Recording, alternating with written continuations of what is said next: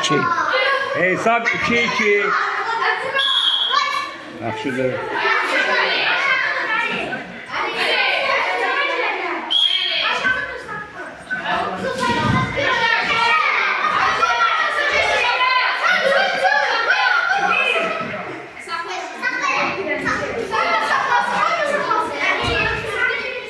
Hesab 4-2. Qayçını yığ, qayçını yığ.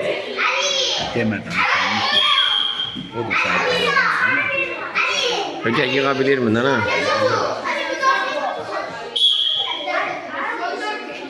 Fatih'den işlenen bile yatır. Çok değil, ikisi de sen. 2 xal. Sadık başınıza sokar aşağı. Yavaş kolunu gözle. Kolunu gözle. Vaxtı 6-2 zəfərli. Sizin ehtiyatı. Tamam. 2 xal. Daymadan koy eləsin. Koy. Əlindən açsın. Hücum elədiyi yerdə qarından saxlayırsan. Bırak. Bunlar təzə şah deyil, güləşəcəklər. Qorma, o fənd eləyir, o fəndidir o. Qorma. 6-4. Hesabı güzel var. Bizim şah değil ama.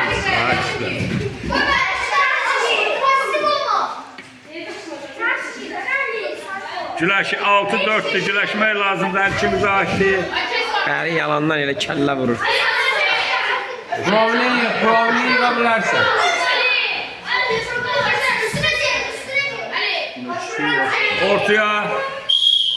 Ortaya. Güləş. Eləyirik.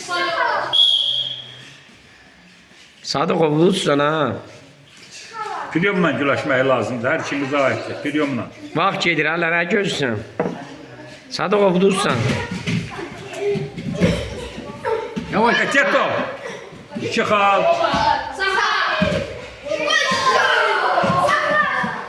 8-5. Bir xal da əliyə verildi. 8-5. İkisi de elin ölür mü?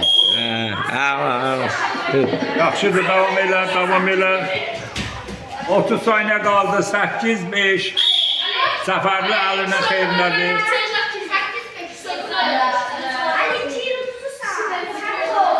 Sadık ovulursan. Hələ özün gücüm elə görək. Ha, qarşılar. Sadıqov yatır.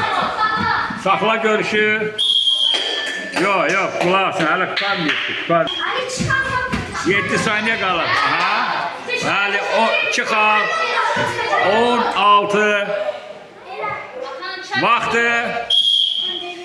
Hesab 16. Zəfərli əlinin xeyrinə tutardı. Təbriklər. Yaxşıdır, təbrik edirəm sizi. Yaxşı, döşəyə sağ.